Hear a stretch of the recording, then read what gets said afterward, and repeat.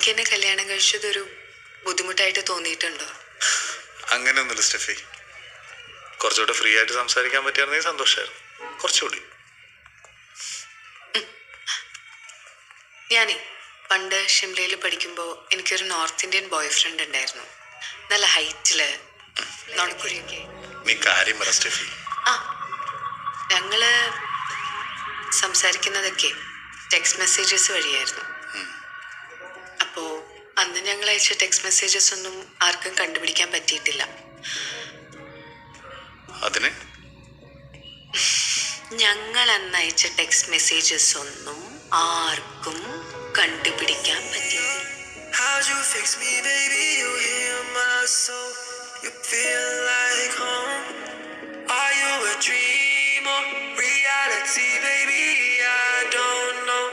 So hold me close, മിഴികളായി നീ ജനലിൽ